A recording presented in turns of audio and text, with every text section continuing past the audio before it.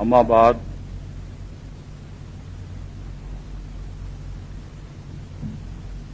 क़ाल अल्लाहु तआला बाद अऊज़ु बिल्लाहि मिनश शैतानिर रजीम बिस्मिल्लाहिर रहमानिर रहीम अलैहा 19 सदक़ल्लाहु मौलानाल अज़ीम।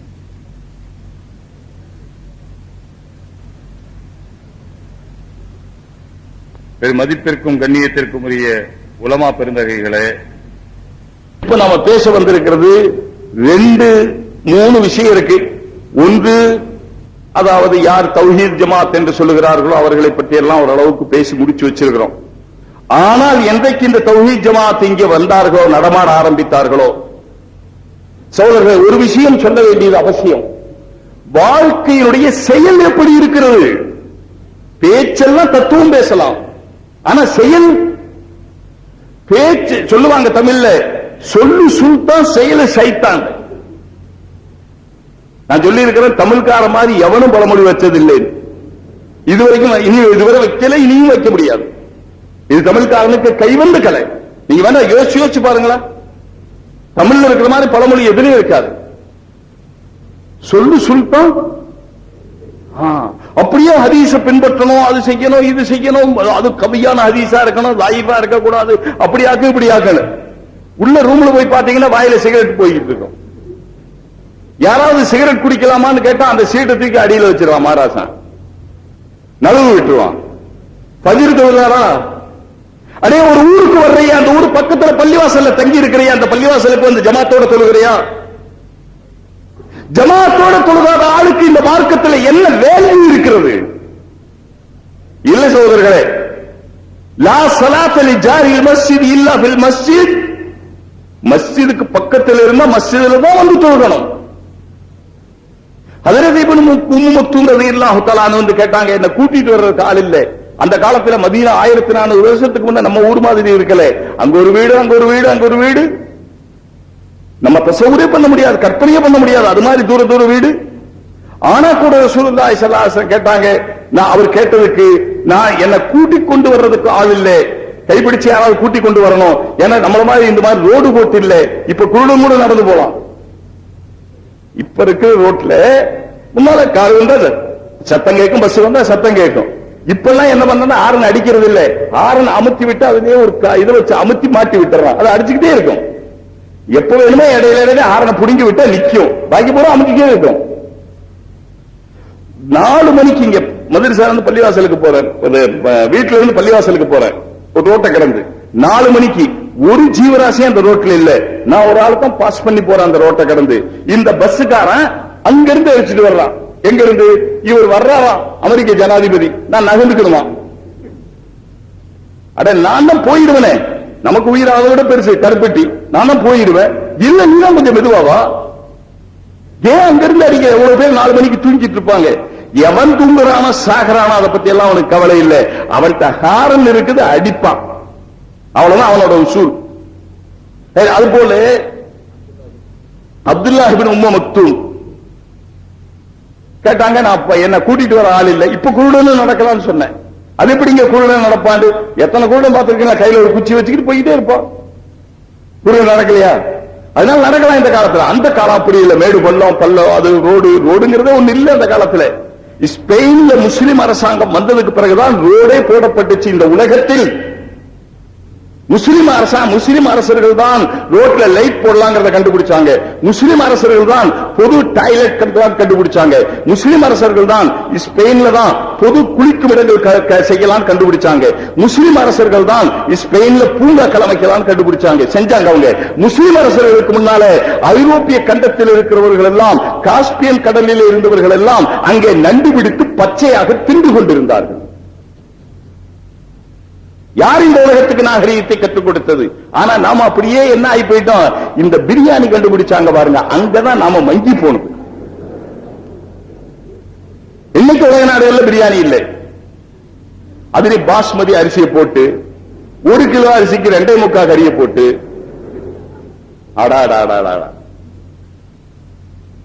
அந்த சாப்பிட்டு அது கூட புர்த்தா வேற, அப்புறம் சிக்கன் வேற, அப்புறம் பொரிச்சது வேற, வறுத்தது வேற, அது வேற, 8-9 இது வச்சு கடைசியில குடிக்க முடியாத பட்சத்தில் ஐஸ்கிரீம் வேற கொடுத்து ஃபீல்டு வேற கொடுத்து, செவனப் வேற கொடுத்து, அந்த பிரியாணி சாப்பாட்டிலேயே என்னென்ன இருக்குங்க?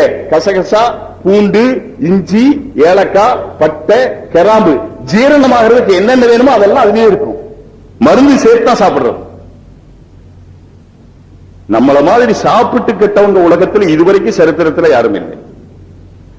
ஆக ஸ்பெயின்ல அவங்க கண்டுபிடிச்சாங்கன்னு சொன்ன இவர் சஹாபி கேட்டார், நான் வர்றதுக்கு வழி இல்லையே, எப்படி செய்யறது, நான் வீட்டிலே தொழுகலாமான்னு கேட்டார். அப்ப ரசூலுல்லாஹி ஸல்லல்லாஹு அலைஹி வஸல்லம் கேட்டாங்க, உங்க பாங்கு சத்தம் காதிலே விழுகிறதா என்று கேட்டார்கள். காதிலே விழுகிறது. அப்படியானால் நீங்கள் மஸ்ஜிதுக்கு வந்து தொழுங்கள் சொன்னார். லா ஸலாத்த லிஜாரில் மஸ்ஜித் இல்லா ஃபில் மஸ்ஜித். மஸ்ஜிதுக்கு பக்கத்தில் இருக்கிறவருக்கு மஸ்ஜிதில் தான் தொழுது தீரணும். நான் ஒரு 15 வருஷம் இருக்கு இந்த நிகழ்ச்சி நடந்து. ஒரு வயசானவர் 80 வயசு இருக்கு அவருக்கு.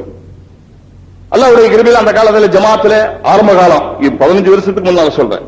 அப்போ ஜமாத்துடைய நகல ஹரக்கத்து இவ்வளவு இல்லை, போக்குவரத்து இவ்வளவு இல்லை, கொஞ்சம் கொஞ்சம் ஜமாத் அங்க போகும். ஆனா அவர் தொடர்ந்து ஜமாத்துல போய்கொண்டே இருப்பார். அவர் பெரியவர், ஒரு ஊருடைய அமீரா இருந்தார். அப்ப அவர்கிட்ட ஏதோ பேசிக்கிட்டே இருக்கும்போது அவர் சொன்னாரு, எல்லாருக்கும் சொல்லியிருக்க மாட்டாரா இருக்கும், என்கிட்ட ரொம்ப நெருக்கமா அன்பா இருப்பார். அவர் சொன்னார், நான் 25 வருஷமா கேட்டுங்க நண்பர்களே, உங்களாலே முடியும், என்னாலே முடியும், யாராலே முடியும், எவ்வளவு பெரிய மந்திரிக்கு முடியும், ஜனாதிபதிக்கு முடியும், பெரிய அதிபருக்கு முடியும், மதரசா நாசிருக்கு முடியும், உஸ்தாதுக்கு முடியும், இமாம் சாபுக்கு முடியும், எல்லாருக்கும் முடியும். அவர் சொன்னார், நான் 25 வருஷமா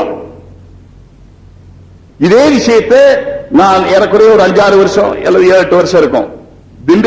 திண்டுக்கல்ல நடந்த ஒரு விழா, சீரத்து விழாவில் நிஜாமுதீன் ஹஜரத் வந்திருந்தாங்க. அந்த விழாவில் நான் சொல்லி இருக்கிறேன். இன்னைக்கு அந்த கேசட் இருக்கு, சொந்தம் பந்தம்ங்கிற கேசட்ல இதே விஷயத்தை நான் சொல்லி இருக்கிறேன். என சமீபத்தில் நானே கேட்டேன் அதை. அவர் சொல்றார், 25 வருஷமா நான் மஸ்ஜிதில் தான் தொழுகிறேன் 5 நேரமும். 25 வருஷமா 5 நேரம் மஸ்ஜிதில் தான் தொழுகிறேன். சரி, அப்புறம் சொன்ன விஷயம் தான் அதிசயம். முன்சஃப்ல தான் தொழுகிறேன், முதல் தக்பீர் தஹ்ரீமாவோட தான் தொழுகிறேன். முன்சஃப்ல தான் தொழுகிறேன், முதல் தக்பீரோட சேர்ந்து தான் தொழுகிறேன். இதுவரைக்கும் 25 வருஷமா நான் விட்டதில்லை. சகோதரர்களே, இப்ப உறுதி எடுங்க. இந்த கூட்டத்தில் யார் யாரையும் குறை சொல்றதெல்லாம் இருக்கட்டும். இன்ஷா அல்லாஹ் நான் நாளை ஃபஜ்ரில் இருந்து முன்சா ஃபஜ்ரிலையும் சரி, லோஹர்லையும் சரி, அசர்லையும் சரி, சும்மா இந்த ஆள் அனுப்புறது, சப்ஸ்டியூட் போடுறதெல்லாம் இருக்கக்கூடாது. கடையில நீ முதல்ல போய் தொழுதுட்டு வா, நீ அப்புறம் போய் தொழுதுட்டு வா, நீ அப்புறம் போய் தொழுது, அல்லாவும் கணக்கப்படுத்தான் எழுதுவான். அல்லாவும் கணக்கப்படுத்தான் எழுதுவான். எல்லாம் ஒன்னா வந்து தொழுதா ஒன்னா எழுதுவான், ஒன்னான சவாபு கிடைக்கும். இவர் பிந்தி அனுப்புறான்னு சொன்னா இந்த ஆளுக்கு அப்பப்போ வேல்யூ குறைஞ்சிக்கிட்டே போகும். இந்த அனுப்புறவருக்கு தான் குறையும், போறவருக்கு குறையாது. அதனால அவ்வளவு பேரும் தொழுக முடியும். சரி, அதுக்காக ஒரு ட்ரிக்ஸ் என்ன தெரியுங்களா?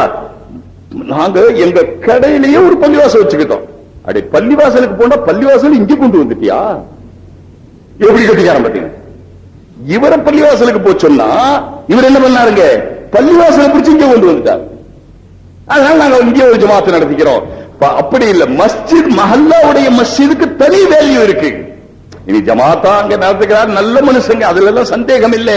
ஆனால் நல்ல மனுஷனுங்க,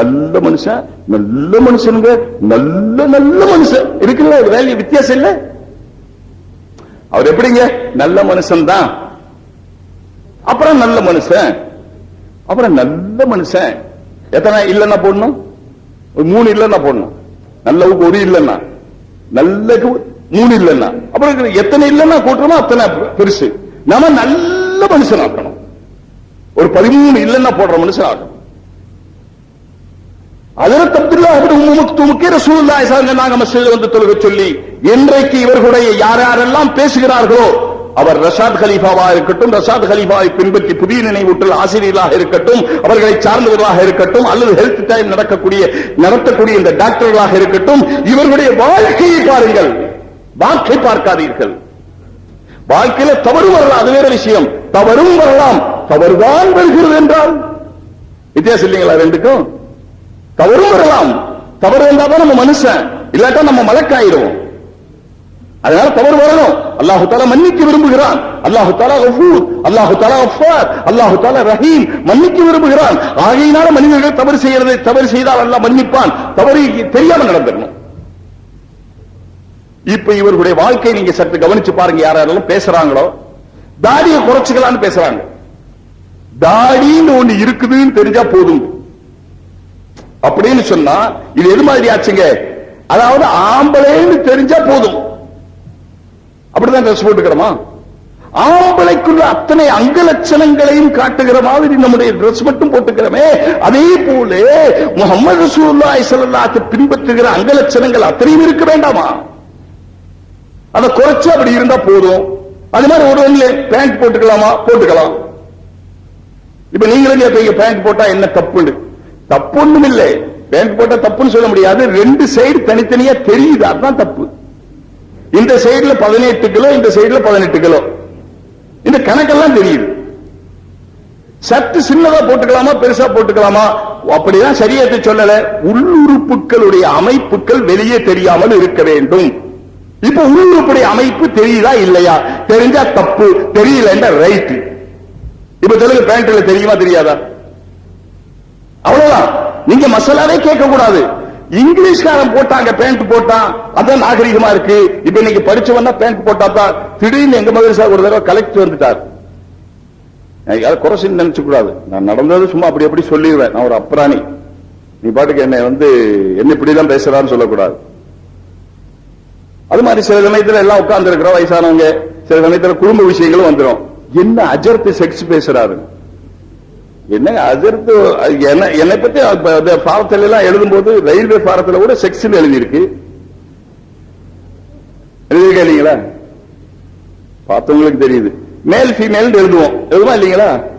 அல்லது தமிழா இருந்தா பால் எழுதி இருக்கும், நம்ம விண்டு எழுத வேண்டியதான் பக்கத்துல.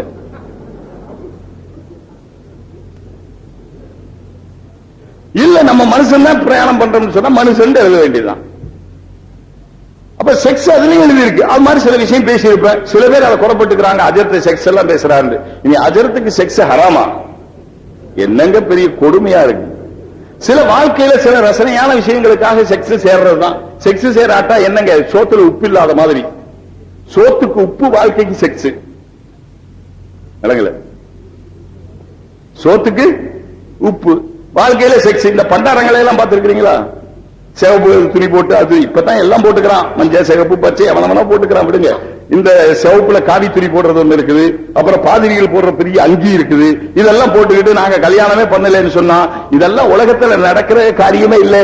எத்தனையோ போப்புகளுக்கு குழந்தை பிறந்திருக்குது. அதற்குரிய கோப்புகள் நம் கைவசம் இருக்கிறது.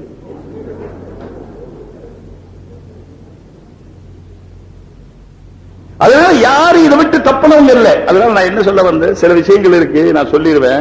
என்ன சொன்ன?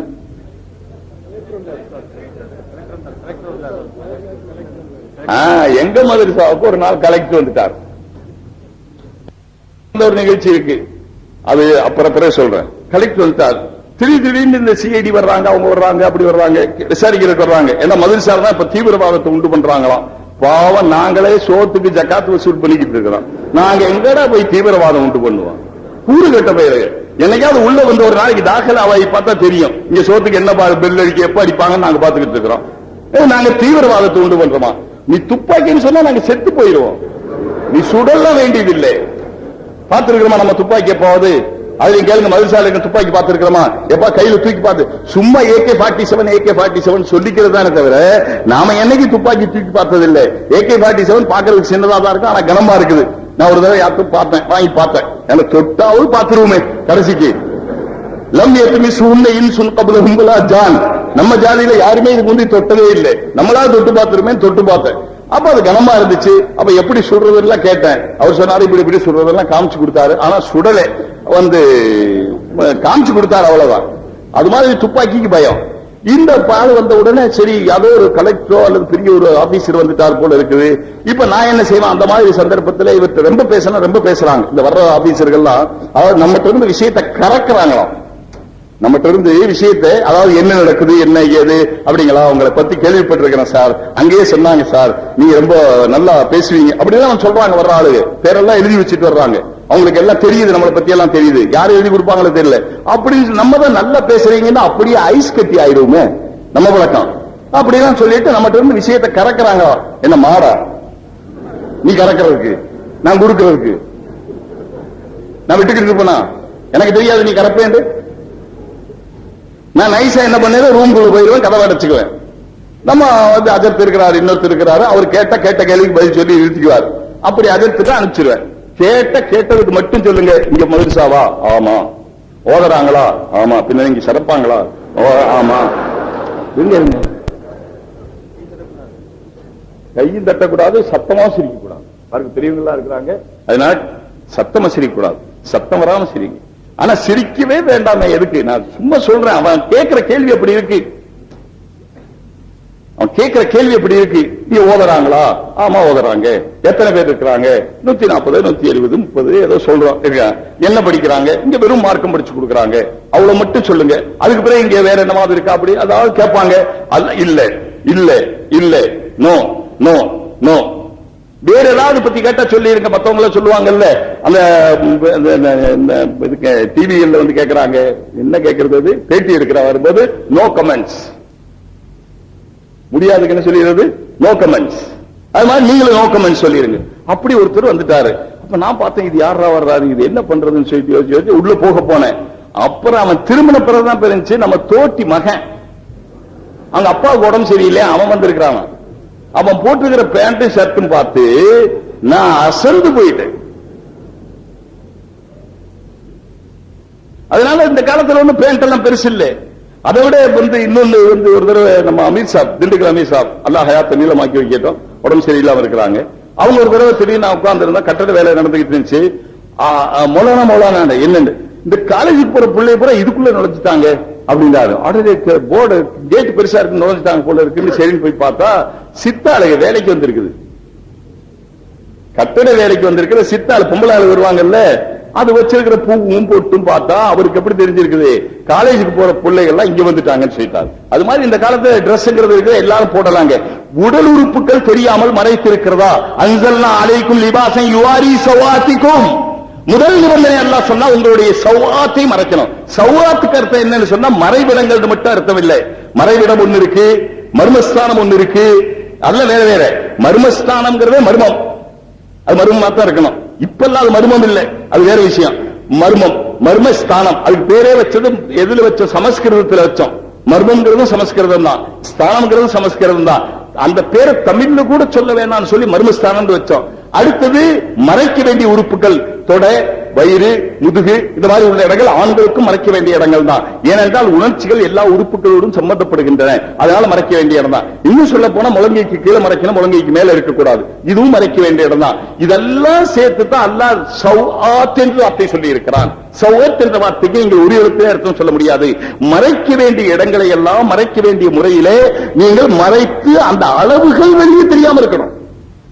இதுல விஷயம் என்னங்கன்னா, அளவு வெளியே தெரியக்கூடாது.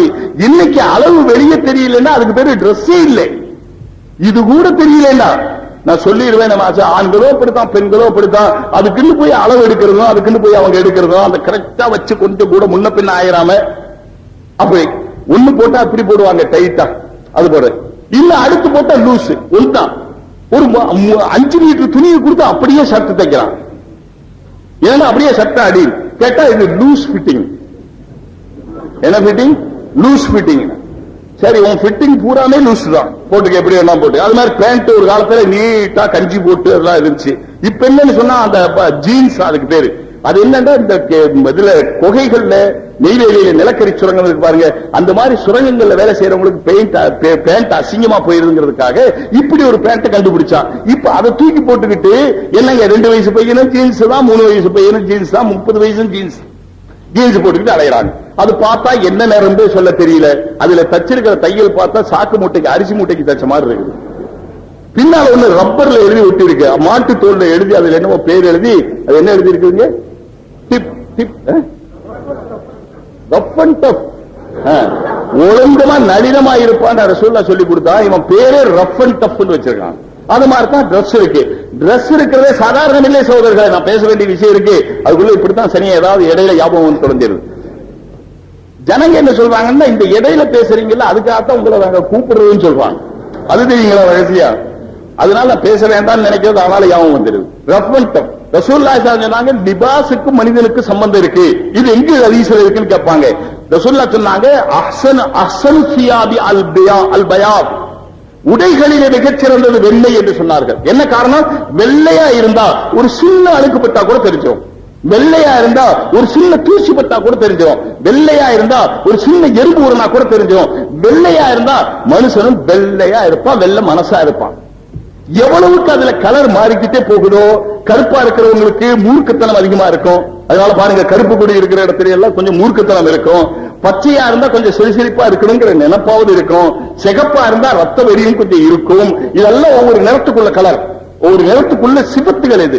அதனால வெள்ளையாடியும் கைத காலத்தில் லிபாஸ் அப்படி ஆயிருச்சு. இது சொல்ல வந்த இவங்க போட்டிருக்கிற லிபாஸ் யாரு? ரசூலுல்லாஹ் பத்தி அப்படி பேசுறாங்க, இப்படி பேசுறாங்க, அது பேசுறாங்க. குர்ஆன் பத்தி குர்ஆன் பின்பற்றி நடக்கணும், ஹதீஸ் பின்பற்றி நடக்கணும். உங்களுடைய வாழ்க்கையிலே குர்ஆன் இருக்கிறதா? வாக்கிலே குர்ஆன் இருக்கிறது. வாக்கல்ல வாழ்க்கை, வாழ்க்கையிலே வாக்கு வேறு. உங்களுடைய வாழ்க்கையில் நீங்கள் குர்ஆனை கொண்டு வந்தீர்களா? உங்களுடைய பார்வையிலே குர்ஆன் இருக்கிறதா? உங்களுடைய கேள்வியிலே குர்ஆன் ஹதீஸ் இருக்கிறதா? உங்களுடைய பேச்சிலே குர்ஆன் ஹதீஸ் இருக்கிறதா? உங்களுடைய நடை, உடை, பாவனை, தோரணை, பாணி, உண்ணுதல், குடிக்குதல், பருகுதல், உறங்குதல், நிற்குதல், எழும்புதல் அத்தனையும் குர்ஆன் ஹதீஸ் எங்கேயாவது பார்க்க முடியுமா? நான் சவால் விடுகிறேன். உங்களுடைய வாழ்க்கையில, எங்க வாழ்க்கையில இருக்குன்னு சொல்ல வரல, ஆனா எங்க வாழ்க்கையில இருக்கணும்னு ஆசைப்படுறோம். ஆனா உங்க வாழ்க்கையில நீங்க இருக்கணும்னு ஆசையும் படல. இதுவே நீங்கள் தீனுக்கு செய்கிற மாபெரும் துரோகம். சரி, விளையாட்டில்லை. மனிதனுக்கு அல்லாஹ் என்ன கொடுத்திருக்கிறான் இந்த உலகத்திலே? கலீஃபத்துல்லாஹ், அல்லாஹ்வுடைய பிரதிநிதி. நீ நடக்கிறது அல்லாஹ்வுடைய பிரதிநிதியா நடக்கணும். நீ பார்க்கிறது அல்லாஹ்வுடைய பிரதிநிதியா பார்க்கணும். நீ பேசுறது அல்லாஹ்வுடைய பிரதிநிதியா பார்க்கணும். உன்னை பார்த்தா அல்லாஹ்வுடைய ஞாபகம் வரணும். அதை விட்டுட்டு இப்ப கடைசியா என்ன வந்துருச்சுங்க? பெண்களையும் கூட்டிட்டு வந்து ஒரு மாநாடு போடுற அளவுக்கு ஆச்சு. பொம்பளை பேசணும், ஆம்பளை எல்லாம் கேட்கணும். சரி, ஆண்களுக்கு தனி இடம் உண்டு. எங்க ஒன்று ஒதுக்கிட்டா அப்படிதான் போடுற, அதான் சொல்றேன். இந்த நோட்டீஸ்லயே போன வாரம் அந்த நோட்டீஸ்லயே இருக்கு. வடபழனியில எங்க ஒரு கூட்டம் நினைச்சு அந்த நோட்டீஸ்ல கூட இருக்குன்னு நினைக்கிறேன். அது மாதிரி இப்ப இன்னைக்கு முத்துப்பேட்டையில ஒரு நடக்குது, அதுலயும் போட்டிருக்குதுன்னு நினைக்கிறேன். பெண்களுக்கு தனி இடம் உண்டு, ஆண்களுக்கு தனி இடம் உண்டு. பெண்கள் எல்லாம் நடத்துவாங்க, ஆண்களுக்கு. மார்க்கம் பெண்களை இரண்டாவது ஸ்தானத்தில் தான் வைத்திருக்கிறது. உலகத்தில் 2 பேர் ஆணும் பெண்ணும் சமமா இருக்குன்னு சொல்றாங்க. இது ஒத்துக்கொள்ளவே முடியாது, எந்த காரணத்தை கொண்டு ஒத்துக்கொள்ள முடியாது. அப்படியானால் ஒரு குழந்தை நான் பெக்கணும், ஒரு குழந்தை நீ பெக்கணும். ஒரு வருஷம் இவன் பால் கொடுக்கணும், ஒரு வருஷம் அவன் பால் கொடுக்கணும். ஒரு வருஷம் இவன் பால் கொடுக்கணும், ஒரு வருஷம் அவன் பால் கொடுக்கணும். என்ன அப்படி கொடுக்க முடியுமா? கொடுக்கலாம். அல்லாஹ் தஆலா வச்சிருந்தா வச்சிருக்கலாம். இல்ல அப்படி எத்தனையோ அல்லாஹ் வச்சிருக்கலாம், வச்சு இருக்கலாம், இல்லாம இல்லையே. பால் தான் வரல, பாக்கி எல்லாம் இருக்கு. விளையாட்டுக்கு சொல்லல சகோதரர்கள், அல்லாஹ் வைக்கலாம், கொஞ்சம் வச்சிருக்கலாம் இல்லையா? அங்க ஊற மாதிரி இங்க ஊறிட்டு போகுது. ராத்திரி அழுதுச்சுன்னா கொஞ்சம் அது எழுப்பி இந்த புள்ள அழுகுது. இது எப்படி தெரியும் கேட்காதீங்க. எல்லாம் உங்க வீட்டுல நடக்குது, எங்க வீட்லயும் நடக்கும். தூக்கத்துல பாவம் என்ன பண்ணுவாங்க? புள்ள அழுகுது, விடாமறீங்க. இன்னொரு தடவை புள்ள அழுகுது, எந்திரிக்கையே இல்லையா, புள்ள அழுதுகிட்டே இருக்கு. அது கத்தத்தை விட உங்க கத்தம் இல்ல பெருசா இருக்கு. படுங்க, எனக்கு தெரியும். இப்ப இவர் என்ன பண்ணுவாருங்க? இவருக்கு ஏதோ பால் கொடுக்கிற தகுதி இருந்தா பேசாம தூக்கிட்டு பால் கொடுத்துட்டு பேசாம இருக்கலாம் இல்லையா? இப்படி அல்லாஹ் வைக்கலையே. ஏன் வைக்கல? சோதரர்களே, பெண்களுடைய உருவத்திலேயே இந்த போட்டோ பாக்குறாங்களே, பொண்ணு பாக்குறதுக்கு போட்டோ பாக்குறாங்க, பொண்ணு பாக்குறதுக்கு போட்டோ பாக்குறாங்க. இன்னைக்கு சில பேர் சொல்றாங்க டிவியில நிகழ்ச்சி வருது, அது அப்படி இருக்குது இப்படி இருக்குது. ஆமா, கருவாடு இருக்குது. என்ன கருவாடுங்க? யாருக்கா தெரியுமா? எனக்கு விளங்குறது. ஒரு நாள் பார்த்தேன். என்ன கருவாடு? ட்வின் பேர்ட்ஸா? அது சரி. அதுலயும் ட்வின் பேர்ட்ஸ், லவ் பேர்ட்ஸ் மாதிரி ட்வின் பேர்ட்ஸ், கருவாடு. கருவாட்டுக்கு பேர் இருக்குது. அதுல கருவாட்டு விளம்பரமும் வருது. இப்ப அதனால அதை பார்க்கணும், இது பார்க்கணும் சொல்லிட்டு அப்படி ஒரு நிகழ்ச்சியை வந்து பார்க்கணும். ஏன்னா பார்த்தா தானே அதை பத்தி என்னங்கிறது தெரிஞ்சு ஜனங்களுக்கு சொல்ல முடியுங்கிறதுக்காக ஒரு வெள்ளிக்கிழமை பார்த்தேன். அது மாதிரி இன்னொரு கிழமையில பார்த்தேன். அப்போ அதை பார்த்துக்கிட்டே இருக்கும்போது இடையில என்ன என்ன சொன்ன திருமண என்ன வருதுங்க சொல்லுங்க, இந்த எல்லாத்தையும் தெரியுமே உங்களுக்கு. எனக்கு என்ன, எனக்கு தான் நான் தான் கூமிட்டேன். சொல்லுங்க, திருமண மாலையா? கல்யாண மாலை. எந்திரிங்க கொஞ்சம், உங்களை பார்க்கலாம்.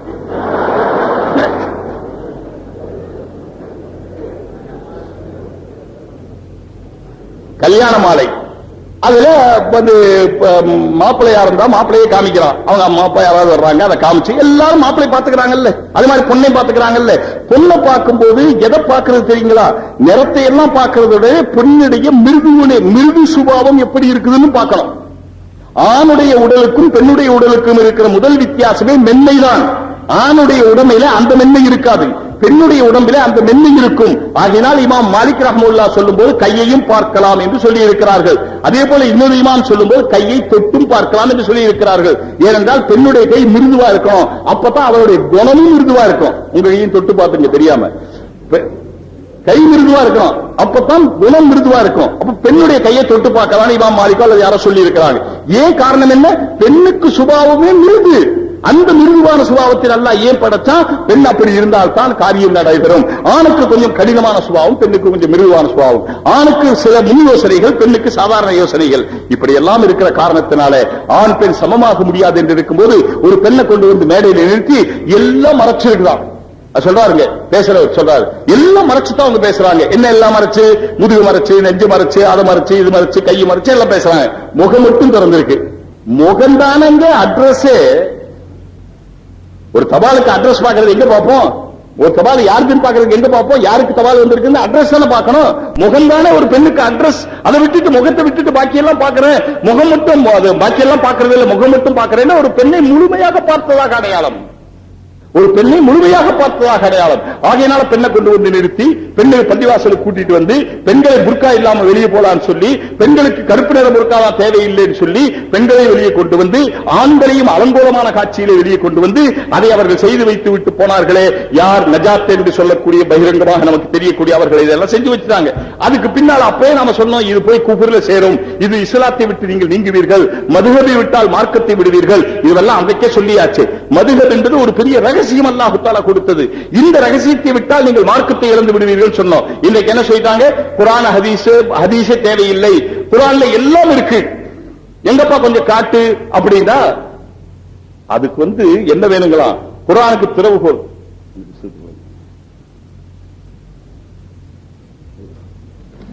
குர்ஆனுடைய திறவுகோல்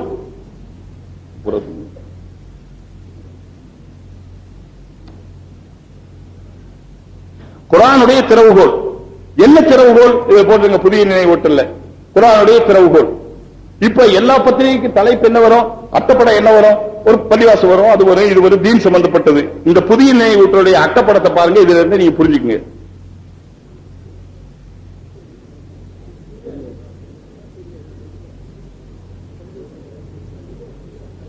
என்ன எழுதியிருக்கிறார்கள் வேற, அதாவது ஒரு இஸ்லாத்தை பத்தி நல்லதாக சொல்லி இருக்கிறார் உள்ள எழுதியிருக்கு.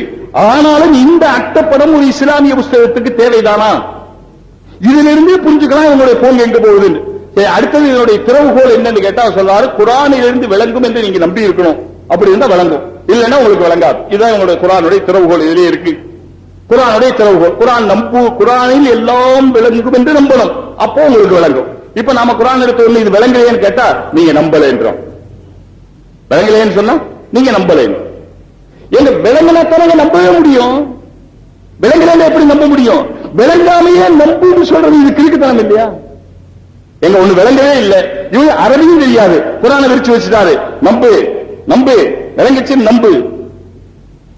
இதை சொல்லும் போது எனக்கு ஞாபகம் வந்துச்சு. நான் மதரசா மாணவர்கள்ட்ட சொன்னா இது எப்படி இருக்குதுன்னு சொன்னா, அப்போ ஒரு தடவை அதில் சொன்னாங்க, அமானி சொன்னாங்க, ஒருத்தன் வந்து நாளனா அந்த காலத்துல டிக்கெட் போட்டாலும். ஏன்னா ஒரு குதிரைக்கு வால் இருக்கிற இடத்துல தலை இருக்குது, தலை இருக்கிற இடத்துல வால் இருக்குது. இந்த அதிசய குதிரையை பார்க்கணும்னு சொன்னா எல்லாம் டென்ட் எல்லாம் அடிச்சு, இப்போ சர்க்கஸ் எல்லாம் போட்டுருப்பாங்க, உடல் தலை மாதிரி இருக்குது, அப்புறம் தலை வந்து மனுஷ மாதிரி இருக்குது, உடல் நீர் மாதிரி இருக்குது, திடீர்னு அப்படி பிரிஞ்சிருது, திடீர்னு எலும்பு கூடு, இதெல்லாம் ஒரு வகையான டெக்னிக்கல், அவ்வளவுதான். அதே மாதிரி இவன் சொன்னா என்ன இருக்கு? குதிரைக்கு தலை இருக்கிற இடத்துல வால், வால் இருக்கிற இடத்துல தலை. எல்லாரும் போய் பார்த்தாங்க, எல்லாரும் போய் பார்த்தாங்க. எனக்கு குதிரைக்கு தலை இருக்கிற இடத்துல வால், வால் இருக்கிற இடத்துல தலை போய் பார்த்தாங்க. ஒருத்தன் போனான், நம்மள மாதிரி ஒரு ஆளு, நாளனா கொடுத்தா பாக்குறது, குதிரைக்கு தலை இருக்குது, வால் இருக்குது, மாத்தி இருக்குது, சரி, அதுக்காக நாளனா கொடுக்கறதா?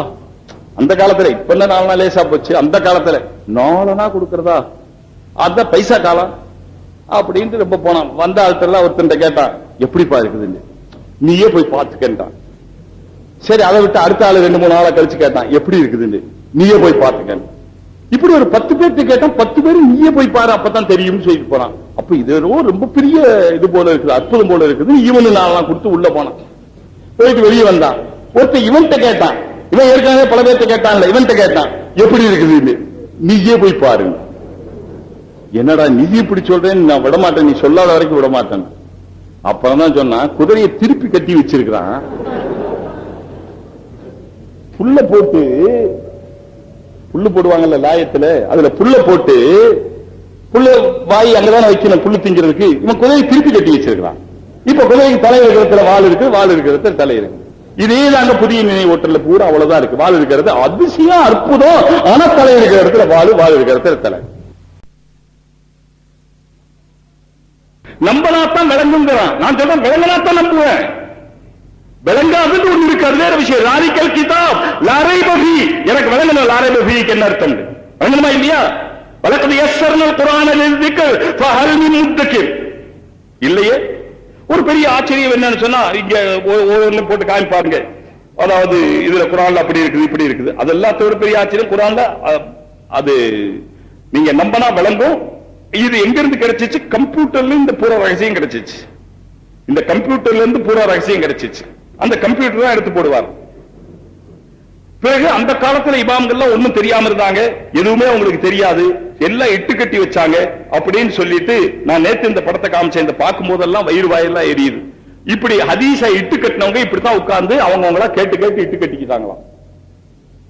ஹதீஸை இட்டு கட்டினவங்களுடைய கார்ட்டூன் இது. இவ்வளவு பெரிய தலப்பா கட்டி ஜுப்பா போட்டு கையில தஸ்பீஹ் பண்ணி வச்சு இவங்க ஹதீஸ் இப்படித்தான் இட்டு கட்டினாங்க. அவங்க 2 பேரும் பேசிக்கிறாங்களா, அவங்களுக்கு தான் ஹதீஸ் தெரியுமான்னு. ஆமா, எங்க ராதா சொன்னதாக, எங்க ராதாவோட அத்தா சொன்னதாக, அவரோட பேரன் சொன்னதாக அவர் சொல்றாரு. இது இப்படிதான் ஹதீஸ் இட்டு கட்டினாங்க. இது ஹதீஸை கேவலப்படுத்தக்கூடிய, ஹதீஸ்ல இருக்கிற தவறுன்னு சொல்லு, ஆனால் ஹதீஸை கேவலப்படுத்துவதற்காக இந்த கார்ட்டூன் போட வேண்டிய அவசியம் என்ன? இதிலிருந்து புரிந்து கொள்ளுங்கள், இவருடைய வாக்கு வேறு, இவருடைய வாழ்க்கை வேறு. நியாயமாக நடப்பவர்கள் காரணங்களை சொல்லுவார்கள். சரி, இப்ப நம்ம சொன்ன இது இந்த குரூப்புங்க, தௌஹீத் குரூப்னு சொல்லுங்க, நஜாத் குரூப்னு சொல்லுங்க, எத்தனையோ குரூப் பேர் இருக்கு. ரத்தத்துல ஒரு 3-4 குரூப் தான் இருக்கு. நெகட்டிவ் பாசிட்டிவ் இருக்கு. இதுல ஏபிசிடி அத்தனை குரூப்பும் இருக்குது. அதுலயும் நெகட்டிவ் பாசிட்டிவ் எல்லாம் இருக்கு. அது தேவையில்லாதனால விடுறேன். இதுல எழுதி இருக்கு பாருங்க, 1992 ஜனவரி அல் ஜன்னத்திலே அத்தகைய ஒரு வாத பிரதிவாதத்தை நாம் காண நேர்ந்தது. அது நம்முள் பல சிந்தனைகளை எழுப்பியது. அவற்றை வாசகர்களுடன் பகிர்ந்து கொள்ள விரும்புகிறோம். இங்கே அவர்களுடைய வாத பிரதிவாதங்களை அப்படியே கீழே தந்திருக்கிறோம். அவர் கூட இருந்தவர். அதனால அந்த ஹதீஸை பத்தி அவங்க செய்து கொண்ட அபிப்பிராய பேதங்கள், வாத பிரதிவாதங்கள், கை ஆட்டலாமா ஆட்டக்கூடாதா, அவங்களே ஒருத்தர் ஆட்டலான்னு சொல்றாரு, ஒருத்தர் ஆட்டக்கூடாதுன்னு சொல்றாரு, குர்ஆனை எதுவும் இல்லாம தொடலாமா தொடக்கூடாதா, அவங்களே ஒருத்தர் தொடலான்னு சொல்றாரு, தொடக்கூடாதுன்னு சொல்றாரு. இப்படியே 3 மாசத்துக்கு இழுத்து அடிச்சுக்கிட்டே இருந்தாங்க ஹதீஸை. இதையெல்லாம் பார்த்துட்டு தான், போங்கடா நீங்க ஹதீஸ்ல சண்டை போடுற ஆளுங்க, உங்க ஹதீஸ் மாச்சு நீங்களும் மாச்சு, எங்களுக்கு ஹதீஸே வேணாம், நாங்க எங்க போயிட்டோம், குர்ஆனுக்கு போயிட்டோம். குர்ஆனுக்கு பூரா விளங்கிருச்சு. இது அவங்களுடைய வாதம் சகோதரர்களே. ஹதீஸ்ல விளங்கலேன்னு சொன்னால் ஏன் விளங்கலேன்னு பார்க்கணுமே தவிர, ஹதீஸே தப்புன்னு சொல்றது எப்படி? ஒருத்தன் தூரத்துல இருந்து பார்த்தா இது என்ன பிராணின்னு தெரியல. ஒரு தடவை நாங்க காட்டுக்குள்ள போனோம், யானை மேல, அது எலிபென்ட் ரைடுன்னு ஒண்ணு இருக்கு, யானை மேல ஏறி சும்மா அப்படி கூட்டிட்டு போய் காமிக்கிறது. ஏதாவது மிருகங்கள் கண்ணுக்கு தெரியும். நாங்க போனது கர்நாடகா ஸ்டேட்ல நீலகிரி முடிஞ்ச உடனே அங்க பண்டிப்பூர்னு ஒரு ஊர் இருக்கு. அங்க இருந்து யானை போகுது, அந்த யானையில ஏறி போனோம். அப்படி போன இடத்துல ஒரு 3-4 இடத்துல ஒரு என்னங்க குதிரை மாதிரி கிட்ட பாக்குறதுக்கு தெரியுது. ஆனா குதிரை இல்லை, அப்படி வாழெல்லாம் இல்லை, சாதாரண குதிரை சைஸ்க்கு இருக்கு. பார்த்தா கூட வந்தவன் அவனுக்கு கன்னடா தான் தெரியும். கூட வந்தவனுக்கு கன்னடா தான் தெரியும், எங்களுக்கு தமிழ் தான் தெரியும். கன்னடால வேற ஒண்ணும் தெரியாது. என்னடா பண்றது? சரி, யானை தெரியும் நமக்கு, யானை பிளிருமா, யானை பிளிரும், மறந்து போச்சு, சிங்கம் கர்ஜிக்கும் அப்படின்னு எல்லாம் படிச்சிருக்கிறோம். இது கத்தவும் மாட்டேங்குது. இது என்னன்னு கேட்டா அவன் சொல்றான் சாம்பார். அரே வா, ये क्या है? சாம்பார். இட்லி எங்கடா? சாம்பாருங்கடா. சரி போ, இந்த தடவை அவன் சொன்னது விலங்கல, அடுத்து பாத்துக்கலாம் விட்டுட்டோம். அவன்கிட்ட போய் திருப்பி கேட்டா சாம்பாருங்கிறான். சரி, அடுத்த ஒரு இடம் வந்துச்சு, அதே மாதிரி ஒரு 4-5 நின்றுச்சு, தூரத்துல இருந்து பார்த்தா நின்றுச்சு. ये क्या है? சாம்பார். திருப்பி திருப்பி இருக்கிறவங்க எல்லாம் கேட்கிறோம், ये क्या है? சாம்பார். இது 3-4 இடத்துல பார்த்தோம், நிறைய இருந்துச்சு அங்க. கேட்டா சாம்பார் சாம்பாருங்கிறான். இதே மாதிரி நமக்கு ஒரு விஷயத்தை விளங்குறதுண்டா லாரைப ஃபீஹின்னா என்ன? சாம்பார். உலவது பிரபின்னாசன என்ன? சாம்பார். அங்க அர்த்தம் சொல்லணும், விளக்கம் சொல்லணும், அப்பதானே விளங்க முடியும். சாம்பார் சாம்பார் சொல்லிட்டு நீ நம்பு விளங்குட்டா எப்படி நம்புறது? நம்புறதுக்கு ஒரு காரணம் வேணாமா? முகாந்தரம் வேண்டாமா? எந்த காரணம் இல்லாமல் நம்பு என்று எப்படி சொல்ல முடியும்? எங்கேயாவது யாராவது இப்படி சொல்லுவார்களா? ஒரு வாசகத்தை காமிச்சிட்டு இது என்ன விளங்குச்சா? விளங்க, நம்பு, விளங்கு. உலகத்தில் காட்ட முடியுமா சகோதரர்களே? இன்னும் இதுக்கு ஆஸ்பத்திரியே திறக்கலை. சில ஆஸ்பத்திரி இருக்கு, ஏற்பாடுல கொண்டு வந்து அட்மிட் பண்ணி இருக்கு. ஆனா இதுக்கு ஆஸ்பத்திரி இல்லை. ஒரு வாசகம் எழுதி இருந்தா அந்த வாசகத்துக்கு அர்த்தம் என்னன்னு சொல்லணும், அப்புறம் வழங்க வேண்டாம் கேட்கலாம். அரபியே தேவையில்லை, அரபி படிக்க வேண்டிய அவசியம் இல்லை. நீ நம்பு விளங்கு இதாங்க இதில் திரும்ப திரும்ப சொல்லப்பட்டிருக்கு. இதெல்லாம் போக கடைசியில எங்க போய் சேர்றான்னு சொன்னா, சும்மா அடையாளத்துக்காக காட்டுறேன், கடைசியில எங்க போய் சொல்றான்னு சொன்னா அல்லான்னு சொல்லலாம், கடவுள்னு சொல்லலாம். கடவுளைத்தான் அல்லாஹ் என்று சொல்லுகிறார்கள், வித்தியாசமே இல்லை. நாம சொல்றோம் அல்லாஹ் என்ற வார்த்தைக்கு அர்த்தமே கிடையாது. அது இலாஹ் என்று வந்திருந்தால் இந்த அர்த்தம் வைக்கலாம், அப்படி வைக்கலாம். ஆனால் அல்லாஹ் என்பது அல்லாஹுவுக்கே உரிய பெயர். அல்லாஹ் என்பது என்னங்க? பெயர். எப்படின்னா எனக்கு வச்சிருக்கிற பெயர் மாதிரி அப்படி இல்லை, அது வச்சது, நம்ம வச்சுக்கிட்டது. ஏன்னா எல்லாத்துக்கும் அப்துல்லானே பேர் வச்சிருந்தா நீங்களும் அல்லாஹ்வுடைய அடியார் தான், நானும் அல்லாஹ்வுடைய அடியார் தான், அவரும் அல்லாஹ்வுடைய அடியார் தான். அப்துல்லா கூப்பிட்டா எந்த அப்துல்லா போய் கூப்பிடுறது? ஒண்ணு கருப்பு சிகப்புன்னு சொல்லலாம். நம்ம தமிழ்நாட்டில் கிட்ட எல்லாமே ஒரே நிறம் தான். அது என்ன ஃபேர் அண்ட் லவ்லி போட்டாலும் சரி, அது எந்த பிஸ்கட் சாப்பிட்டாலும் சரி, அது அதே நேரம் தான். அது 6 வாரத்துக்கு பிறகு ஃபேர் அண்ட் லவ்லி தீர்ந்து இருக்கும், அவ்வளவுதான். 6 வாரத்துல ஃபேர் அண்ட் லவ்லி முடிஞ்சிருக்கும். அப்ப பார்த்துட்டு என்ன செய்திருக்கணும்? நான் சிவப்பாயிட்டேன்னு நினைச்சுக்கணும், அவ்வளவுதான், தவிர வேற ஒன்னும் ஆகாது. அதுல அது வெறும் ரசாயன பொருள், அந்த நிறம் தான் இருக்கும். இப்ப கடைசி இதே போல என்ன ஆகுதுன்னு சொன்னா அல்லாங்கிறது இருக்குது, அல்லாவுக்கு பெயர். அது என்னங்க பெயர்? நமக்கு வச்ச பெயர் மாதிரி இல்லைங்க. இப்ப உதாரணமா மரம், என்னங்க அர்த்தம்? மரம் என்ன அர்த்தம்? குருவி என்ன அர்த்தம்? யானை என்ன அர்த்தம்? என்னங்க பெரிய பெரிய படிச்சவங்களா இருக்கிறீங்க, சொல்லுங்க. என்ன அர்த்தம்? குருவிண்டா பறவையா? கொக்குண்டா குளவியா? நீங்க சொன்னாதான் நான் மேல போவேன். குருவிக்கு அர்த்தம் என்ன? பறப்பதா? அப்ப இது அர்த்தம் இல்லாத ஒரு வார்த்தையா? யாராவது குருவின்றாரு, அர்த்தம் இல்லாம பேசாதேன்னு சொல்லுவோமா? குருவி என்பது அந்த பறக்கும் அந்த ஒருவித பறவைக்கு வைக்கப்பட்ட பெயர், அதுக்கு அர்த்தம் கிடையாது. மரம் என்பது மரத்துக்கு வைக்கப்பட்ட பெயர், அதுக்கு அர்த்தம் கிடையாது. மரம் என்பது பெயர், அந்த பெயருக்குரிய பொருள் அது, அவ்வளவுதான். மரம் என்ற வார்த்தைக்கு அர்த்தம் கிடையாது. இதே போல அல்லாஹ் என்ற வார்த்தைக்கு அர்த்தம் கிடையாது.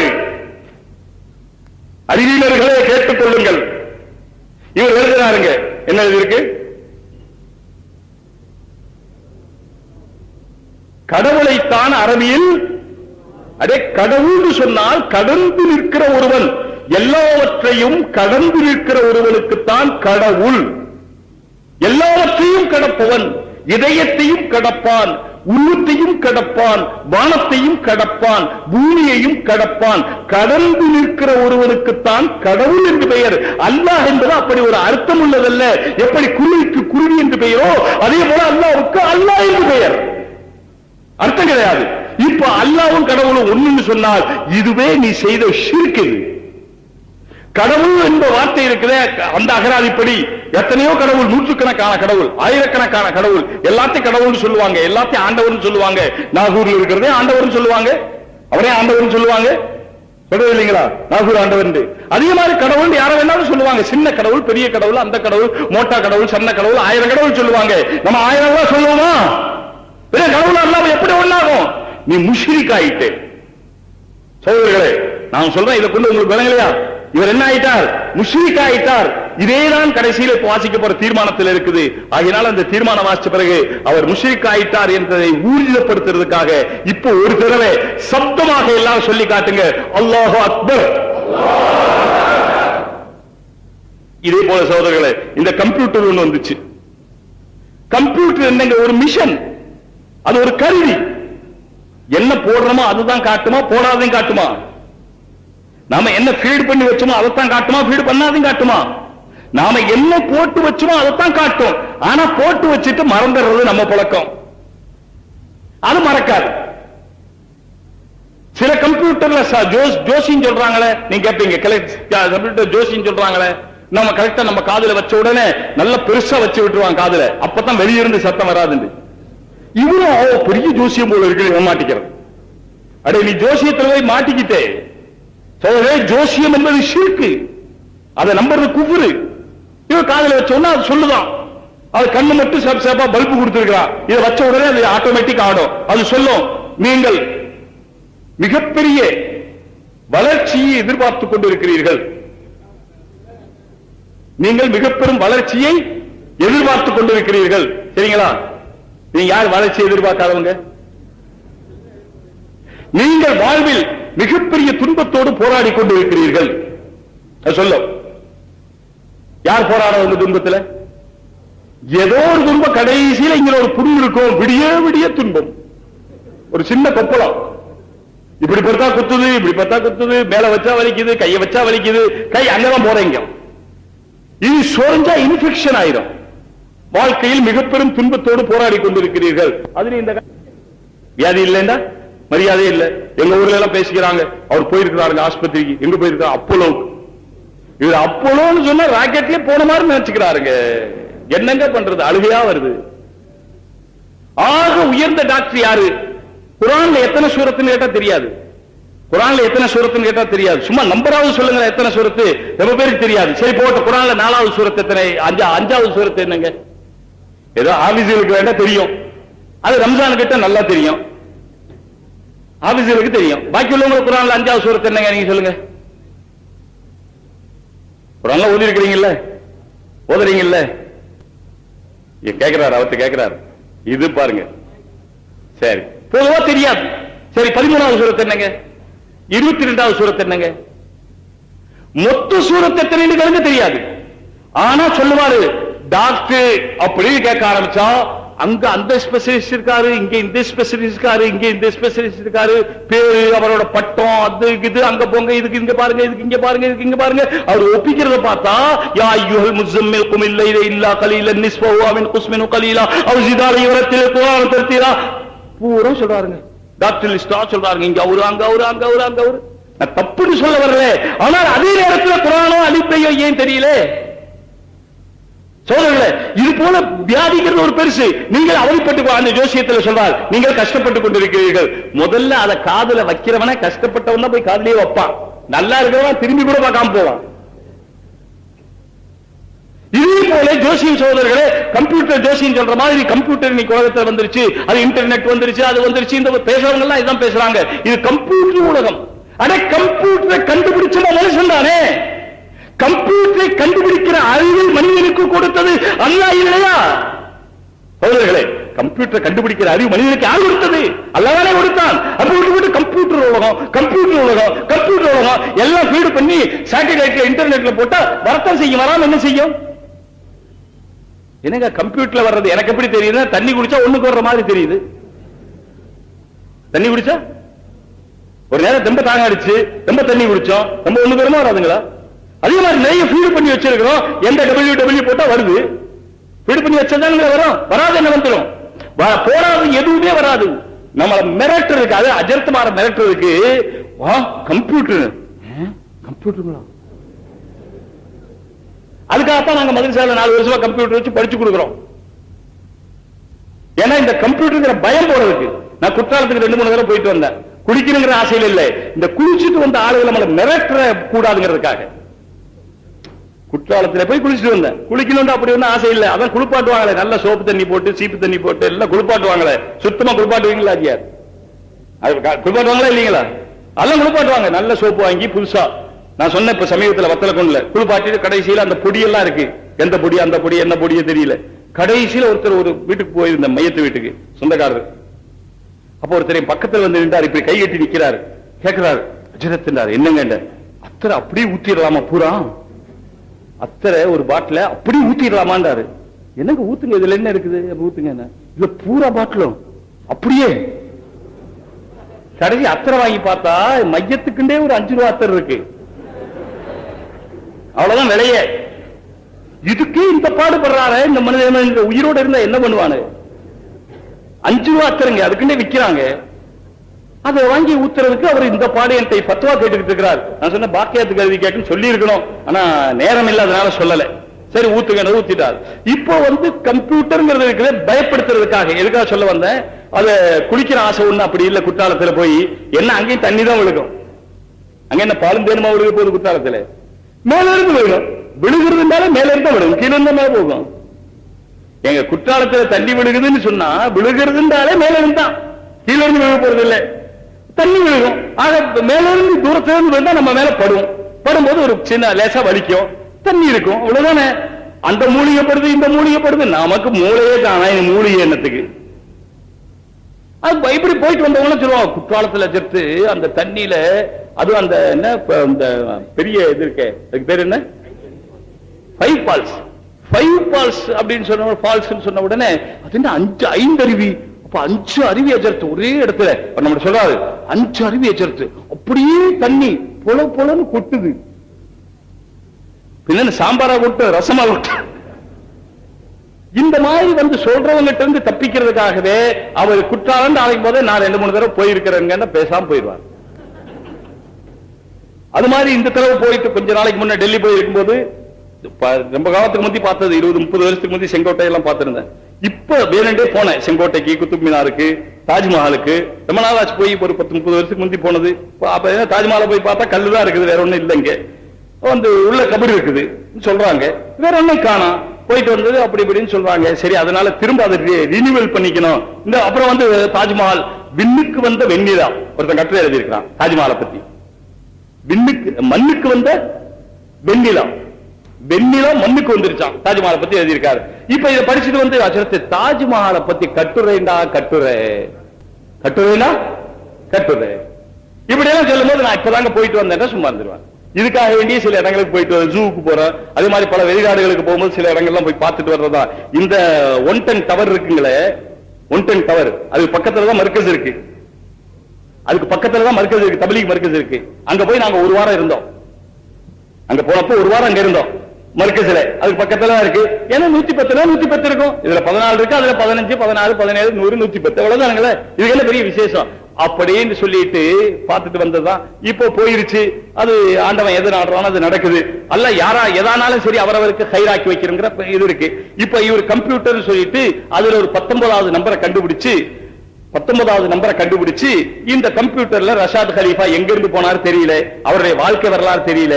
நான் இது வரைக்கும் தேடிக்கிட்டு இருக்கிறேன், அவர் எப்படி வாழ்ந்தார், அவருடைய வாழ்க்கை எப்படி இருந்துச்சு, குடும்ப வாழ்க்கை எப்படி இருந்துச்சு, தனி வாழ்க்கை எப்படி இருந்துச்சு, சமூக வாழ்க்கை எப்படி இருந்துச்சு, அவருடைய இரவு பகல் எப்படி இருந்துச்சு, அவருடைய தொழுகை எப்படி இருந்துச்சு, எதனா தெரியுமா வேணாமா? நம்முடைய வழிகாட்டி என்று ஒருவரை நீங்க ஏற்றுக்கொள்வதானால் அவருடைய வாழ்க்கை வரலாறு தெரிய வேண்டாமா?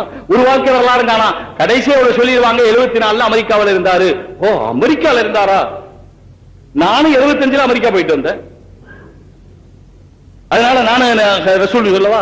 இப்ப அது அவர் சொல்றது பூரா இதாங்க, அவர் அமெரிக்கால இருந்தாரு, அதனால அவர் கம்ப்யூட்டர் மூலமா பாத்தீங்கன்னா இந்த கம்ப்யூட்டர் போட்டாருங்க.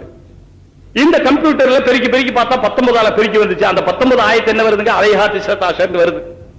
அது சூரத்துல இன்னஹு ஃபக்கர் வ கத்தர் ஃபகுதில கைஃப கத்தர் சும்ம குதில கைஃப கத்தர் சும்ம நவர் சும்ம அபஸ் சும்ம அபஸ் வ பஸர் சும்ம இஸ்தக்பர வஸ்தக்பர் ஃபகால இன் ஹாதா இல்லா ஸஹ்ரு யூஸர். வலீத் இப்னு முகீராவை பற்றி வருது அந்த ஆயத்து. ஆகப்பெரிய காஃபிர், அவனை பற்றி வருது. அவரை நரகத்தில் 19 மலக்குகள் நாம் வைத்திருக்கிறோம். இல்லா ஃபித்னத்தல் லில்லதீன கஃபரு, இந்த 19 என்ற எண்ணிக்கையை காபிர்களுக்கு சோதனையாக வைத்திருக்கிறோம். இப்ப சொல்லுங்க, இது யாருக்கு சோதனை? இப்ப இவர் என்ன பண்ணாருங்க, பிஸ்மில்லாஹ்ல 19 எழுத்து இருக்குது. சரி, இப்படி நிறைய அதுல 19 இதுல வரத்தானங்களை செய்யும். ஏதாவது நம்பர் போட்டு நம்பர் பெருக்கினா வரத்தான் செய்யும், ஏதாவது நம்பர் போட்டு நம்பர் பெருக்கினா வரத்தான் செய்யும். எல்லாத்தோட பதிவு செய்ய இக்ர பிஸ்மி ரப்பிக்கல் லதீ ஹலக் அந்த ஆயத்துல எடுத்தா 19 எழுத்து இருக்கு. ஆமா 18 அப்புறம் 19 தான் இருக்கும். இதை விட அதிசயம் இக்ரா பிஸ்மி ரப்பிக்கல் லதீங்கிற அந்த சூரத் இருக்குது, பின்னால குல் அஊது பிரப்பின் நாஸ்ல இருந்து என்னன்னா அது 19ஆவதா வருது. ஆகையினால நான் ரசூல். விளங்குங்களா? இக்ரா குல் அஊது பிரப்பின் நாஸ்ல இருந்து 1 2 3 மேல எண்ணிக்கிட்டே வந்தா இக்ரா எத்தனையாவது வருதுங்களா? 19 வர்றதுனால நான் ரசூல் கண்டுபிடிச்சேன். இதே மாதிரி 19 அந்த புதிய நினைவூட்டல் வாங்கி பாருங்க. இது மாதிரி 19 நாங்களும் 19 கண்டுபிடிச்சு வச்சிருக்கிறோம். இவர் 19 கண்டுபிடிப்பாரா? இன்னொரு நம்பர் எடுத்து கண்டுபிடிக்க நினைச்சிருக்கிறோம். உங்க இது மாதிரி 10 நம்பர் எடுத்து கண்டுபிடிக்க தெரியும் எங்களுக்கு. இவர் கம்ப்யூட்டர் வச்சு கண்டுபிடிச்சாரு, நம்ம கம்ப்யூட்டர்ல பார்க்க நேரம் இல்லை, அதனால கம்ப்யூட்டர்ல பார்க்கல. அதனால 19 நம்பர் வர்றதுனால இவருடைய நபித்துவம் உறுதியாகலாம். 19 எல்லா இடத்தையும் வர்றதுனால. அதனால தாபத்துல் அர்த் ஹதீஸ்ல வந்திருக்கு, கடைசி காலத்துல ஒரு மிருகம் வரும், அந்த மிருகம் ஈமான் கொண்டவர்களுக்கு நல்லது செய்யும், அதெல்லாம் ஹதீஸ்ல வந்திருக்கு. இப்ப இவர் சொல்றார் தாபத்துல் அர்த்ங்கிறது மிருகம் இல்ல, இந்த கம்ப்யூட்டருக்கு தான் ரசூலுல்லாஹ் தாபத்துல் அர்த்னு சொல்லி இருக்காங்க. விளங்குதுங்களா? இது தாபத்துல் அர்த்னா மிருகம் அர்த்தம். தாபத்துனா மிருகம் அர்த்தம். இந்த மிருகம் பூமியுடைய வஸ்துக்களால் உற்பத்தி ஆகிறது, கம்ப்யூட்டரும் பூமியுடைய வஸ்துக்களை கொண்டு உற்பத்தி ஆயிருக்கிறது. அப்ப வைக்கம் தான் பூமியுடைய வஸ்து கொண்டு உற்பத்தி ஆயிருக்கு. இதுவும் தாபத்துல் அர்த்னு சொல்லு. இது தாபத்துல் அர்த் தான், ஹதீஸ்ல வந்த தாபத்துல் அர்த். ஆகையினால் இந்த கம்ப்யூட்டர் மூலமா கணக்கு போட்டு எல்லாத்தையும் நான் சொல்லிட்டேன்னு சொல்றாரு. அப்ப 19 நிறைய 19 எழுதியிருப்பார். வரும் 19 நிறைய 19 வரும். நீங்க என்ன எண்ணி வச்சிருக்கீங்களோ அதை விட அதிகமான 19 எங்களால எண்ணி காமிக்க முடியும். அதை விட அதிகமான 19 எங்களால எண்ணி காமிக்க முடியும். 19 வரக்கூடிய ஆயத்துன்னு எடுத்தா, நேத்து கூட நான் அங்க படிச்சு காமிச்சேன், 19 வர்ற ஆயத்து, 19 எழுத்து வர்ற ஆயத்தும் இருக்கு. 19 எழுத்து கரெக்டா வரணும். அவர் நிறைய கண்டுபிடிச்சு வச்சிருக்காரு. நாங்களும் 19 எழுத்து வர்ற சொல்றோம். அப்ப எங்களை நபின்னு ஏத்துக்குங்க, எங்களை நபின்னு ஏத்துக்குங்க. கஃபர என்ற ஒரு வார்த்தை குர்ஆன்ல எத்தனை இடத்துல வருதுன்னு எழுதி இருக்காரு நிறைய. 19 இது 19 இடத்துல வந்திருக்கு, இது 19 இடத்துல வந்திருக்கு, இது 19 இடத்துல வந்திருக்குது. இவர் சொல்லாத ஒரு சிலர் சொல்றேன் கேளுங்க. கஃபர என்ற வார்த்தை 19 இடத்துல வந்திருக்கு. கஃபரன்னா குஃப்ர் செய்தான் அர்த்தம். குர்ஆன்ல 19 இடத்துல வந்திருக்கு. இவர் ஆதாரம் காமிக்கிறது போல நினைவூட்டல், அவர் ஆதாரம் காமிக்கிறது போல ஃபுஆத் அப்துல் பாக்கி எழுதுற அல் முஅஜமுல் முஃபரஸ் அல் குர்ஆன் கரீம், குர்ஆனுக்கு தர்த்தீப் கொடுத்திருக்கிற அந்த மோஜமில் இருந்து எழுதுறார். ஃபுஆத் அப்துல் பாக்கி எழுதுனதுல இருந்து எழுதுறார். அதே ஃபுஆத் அப்துல் பாக்கி எழுதுற மோஜமில் இருந்து முஃபரஸ்ல இருந்து எத்தனையாவது பக்கத்துல சொல்ற கேளுங்க, 769வது பக்கத்துல கஃபரங்கிற வார்த்தை 19 இடத்துல வந்திருக்கு. அதுல காமிச்சிருக்கு குஃப்ர் செய்தான் அர்த்தம். அதே இதுல குஃபார்ங்கிற வார்த்தை 777வது பக்கத்துல 19 இடத்துல வந்திருக்கு. நீங்க தான 19 கண்டுபிடிப்பீங்க. 19 கண்டுபிடிச்சவன் நபின்னா நானும் நபிதான். 19 கண்டுபிடிச்சவன் நீ நபின்னு ஒத்துக்கிறதா இருந்தா எவனெல்லாம் எதையெல்லாம் கண்டுபிடிப்பான அதை நபின்னு சொல்ல முடியுமா? இன்னும் நான் சொல்லிக்கிட்டே வர்றேன் கேளுங்க. பஈத் சொர்க்கத்தை விட்டு தூரமானவன் அர்த்தம் வச்சுக்கலாம். பஈத்னா தூரமானவன். ஃபுஆத் அப்துல் பாக்கியுடைய மோஜமில 178வது பக்கத்துல வந்து காமிக்கப்பட்டிருக்கு. 19 இடத்துல வருது குர்ஆன்ல. அல் முனாஃபிகீன் 19 இடத்துல வருது. அல் முனாஃபிகீன் 19 இடத்துல வருது. 784 முஆரிதீன் முஆரிதூன் ரெண்டு சேர்த்து 19 இடத்துல வருது. 19 இடத்துல வருது. 19 வருதுன்னு சொன்னா அதே மாதிரி 19 எழுத்து குர்ஆன்ல இந்த ஆயத்து வந்திருக்கு பாருங்க. நான் சொல்றேன் கேளுங்க. வயின் காத ஃபதவஅத் லஹு நஃப்ஸுஹு கத்ல அஹீஹி, தன்னுடைய சகோதரனை கொலை செய்வதற்கு அவனுக்கு விருப்பம் ஏற்பட்டது, இஷ்டம் ஏற்பட்டது. இந்த ஆயத்து குர்ஆன்ல இந்த ஆயத்துல 19 எழுத்து இருக்கு. ஃபதவஅத்ல எழுதி வச்சுக்க தெரிஞ்சவங்க. ஃபதவஅத் லஹு நஃப்ஸுஹு கத்ல அஹீஹி ஃபகத்லஹு 19 எழுத்து. ஃபஅஸ்பஹ மினல் காசிரீன், அவன் நஷ்டப்பட்டவர்கள் சேர்ந்தான். 19 எழுத்து இந்த ஆயத்துல. ஃபஷாரிபூன அலைஹி மினல் ஹவீம், நரகத்திலே சுடுதண்ணி குடிக்க கொடுக்கப்படுவார்கள். இது 19 எழுத்து. இதுல இன்னல்லாஹ லா யுஹிப்புல் முஅ்ததீன், எல்லை கடந்தவர்களை அல்லாஹ் விரும்புவதில்லை. இது குர்ஆன்ல 19 இடத்துல. வலா தத்தபியு குதுவாத்தி ஷைத்தான், இந்த ஷைத்தானுடைய அடிச்சுவடுகளை பின்பற்றாதீர்கள் 19 இடத்துல. இன்னும் இருக்கு, போதும் இவ்வளவு போதும், இன்னும் கண்டுபிடிச்சு சொல்ல முடியும். இப்படி ஒரு 19 எதிர்பாராத இடத்துல ஞாபகம் இருக்கு. எதிர்பாராத இடத்துல 9:30 முடிப்பேன். இல்ல இவங்க கண்ட்ரோல் பண்றாங்க அப்படி இல்ல, கரெக்டா முடிப்பேன். என் கடியாரம் கண்ணில் இருக்கு. எனக்கு 19 இப்படி வர்ற காரணத்தினால, ஒரு நம்பரோட ஒரு நம்பர் சரியா வர்ற காரணத்தினால இதுவெல்லாம் நபித்துவத்தினுடைய அடையாளம் என்று சொன்னால், நான் சொல்றேன் கேளுங்க. நெப்போலியனுக்கும் ஹிட்லருக்கும் இடையில நிறைய வித்தியாசங்கள், நிறைய நம்பர்கள் ஒத்துமை வருது. நெப்போலியன் பிறந்தது 1760, ஹிட்லர் பிறந்தது 1889. இடையில 129 வருஷம். 129 யாவும் வச்சுங்க. நெப்போலியன் பிறந்தது 1760, ஹிட்லர் பிறந்தது 1889, இடையில 129 வருஷம். நெப்போலியன் ஆட்சிக்கு வந்தது 1804, ஹிட்லர் ஆட்சிக்கு வந்தது 1989, இடையில 129 வருஷம். வியன்னாவை நெப்போலியன் கைப்பற்றது 1809, ஹிட்லர் கைப்பற்றியது 1938, இடையில 129 வருஷம். இப்ப நான் நபியா இல்லையா? என்னங்க ஆமீன் சொல்லுங்க. நெப்போலியன் ரஷ்யாவுடன் போரிட்டது 1812 வருஷத்துல, ஹிட்லர் போரிட்டது 1949 வருஷத்துல, இடையில 129 வருஷம். இப்படி ஒரு நம்பர் ஒத்து வர்றதுனால மட்டும் நீ நபி ஆயிடுவியா? இதே போல நெப்போலியன் ரஷ்யாவிடம் தோற்றது 1816, ஹிட்லர் தோற்றது 1945, இடையில 129 வருஷம். இப்படி 129 சொல்லிட்டா நீ வெறும் 19 சொன்ன, நான் 129 ஒன்ன விட 110 கூட சொல்லி இருக்கிறேன். சகோதரர்களே, இவர்கள் ஹதீஸை மறுக்கிறார்கள் என்று சொன்னால் காரணம் ஒரே ஒரு காரணம் தான் சொல்லுகிறார்கள் ஹதீஸை மறுப்பதற்கு. இந்த ஹதீஸ் எல்லாம் 200 வருஷத்துக்கு பின்னாலே எழுதப்பட்டது என்று. இல்லை, முஹம்மது ஸல்லல்லாஹு அலைஹி வஸல்லம் அவருடைய காலத்திலேயே ரசூலுல்லாஹ் பாத்து சொல்லியிருக்காங்க, ஃபக்துபு அபீஷா, அபூஷாவுக்கு இதை எழுதி கொடுங்கள் என்று சொன்னார்கள். ஒரு இடத்துல இருக்குது லா தக்துபு அன்னி கைரல் குர்ஆன், குர்ஆனை தவிர எதையும் எழுதாதீர்கள் என்பது ஒரு இடத்துல இருக்கு.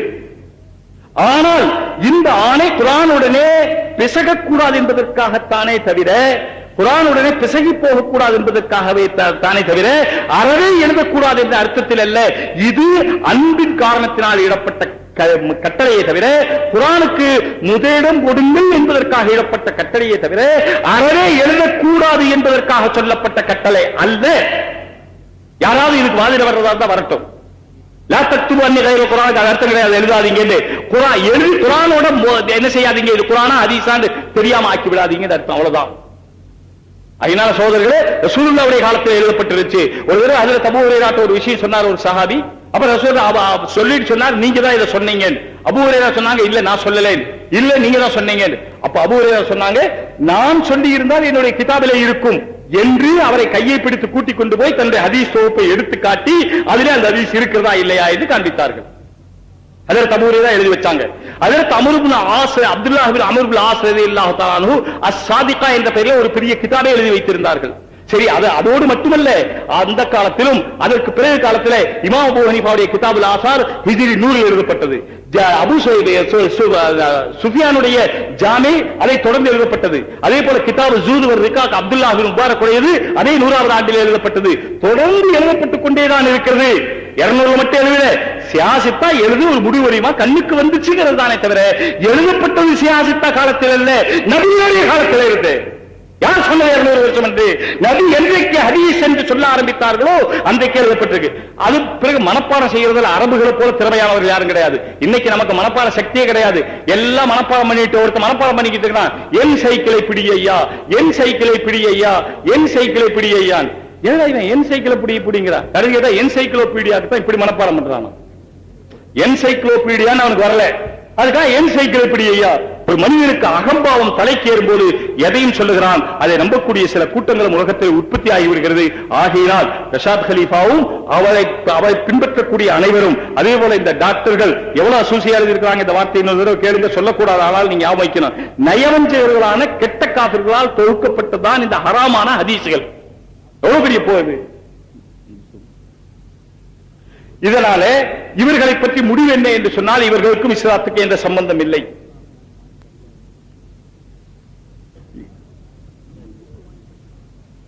ஆகையால் இவர்களை பற்றி எந்த சந்தேகம் இல்லாமல் நேற்று உலமாக்களுடைய கூட்டத்திலே ஏறக்குறைய 410 உலமாக்கள் இதிலே கையெழுத்து போட்டிருக்கிறார்கள். இந்த 410 உலமாக்களும் சேர்ந்து ஹதீஸ்களை பற்றிய சில விளக்கங்களுடனே சேர்த்து கடைசியாக இவர்களும் இவர்களை போன்றே செயல்பட்டுக் கொண்டிருக்கக்கூடிய இந்த ஹெல்த் டைம் ஆசிரியர்களும் அந்த டாக்டர்களும் நம்முடைய இஸ்லாத்தை விட்டு நீங்கியவர்கள், நம்முடைய இஸ்லாத்துக்கும் இவர்களுக்கும் எந்த சம்பந்தம் இல்லை. கடைசி தீர்மானம் இதுதான். முஹம்மது ஸல்லல்லாஹு அலைஹி வஸல்லம் அவர்கள் குர்ஆனை ஹதீஸை மறுத்து குர்ஆனுக்கு தான் தோன்றித்தனமாக விளக்கம் கொடுத்து ஹத்மே நுபுவத்தையும் மற்ற நபிமார்களையும் மறுத்து தன்னை ரசூல் என கூறி இஸ்லாத்தின் அடிப்படைகளை மறுப்பதால் இஸ்லாத்தை விட்டும் இவரை பின்பற்றுகிறவர்களும் இவரும் நீங்கிவிட்டனர் என்றும் அவர்கள் முஸ்லிம்கள் அல்ல, காபிர்களாகிவிட்டார்கள் என்று இம்மாநாட்டில் கூடியுள்ள உலமாக்களின் ஏகோபித்த அபிப்பிராயப்படி தீர்ப்பு செய்யப்பட்டு இம்மாநாட்டில் கூடியுள்ள நீங்கள் தான் கூடியுள்ள அனைத்து முஸ்லிம்களால் ஒப்புக்கொள்ளப்பட்டு இந்த தீர்மானம் நிறைவேற்றப்படுகிறது. இதே தீர்மானம் வேலூரில் இருந்தும் அதே போல ஃபத்தாவா ரஹீமியாவிலும் இவர்களை பற்றி கொடுக்கப்பட்டிருக்கிறது. ஆகையினால் ரஷாத் கலீஃபாவும் அவர்களை பின்பற்றுகிறவர்களும் இந்த ஹெல்த் டைம்ஸ் போன்ற இந்த பத்திரிகை வாங்கி படிக்க கூடாதுங்க. ஈமானை கெடுக்கிறோம். உங்களுக்கு ஈமான் வேண்டாம், ஹெல்த் விடுங்க, போலாம் போட்டும். ஈமான் இருக்கிற ஹெல்த் போட்டு வாங்கவே வாங்காதீங்க. ஈமான்ல நம்ம கபருக்கு போற டைம்ல ஈமான் வேண்டாம், இந்த ஹெல்த் டைமை விட்டுருங்க.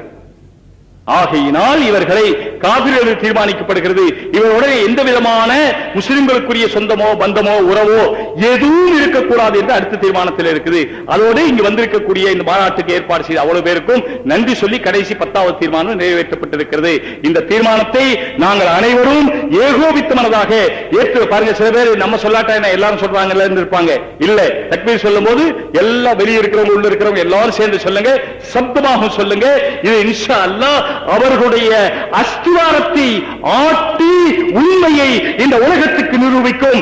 எனவே இவர்கள் எங்களுடைய ஏகோபித்த அபிப்பிராயத்தின்படி இங்கே கூடியிருந்த உலமாக்களுடைய தீர்ப்பின்படி ஃபத்வாவின்படி காபிர்களாகிவிட்டார்கள் என்பதை நாங்கள் அனைவரும் ஏற்றுக்கொண்டோம். அல்லாஹு அக்பர், அல்லாஹு அக்பர், அல்லாஹு அக்பர். ஆகிர் தாவானா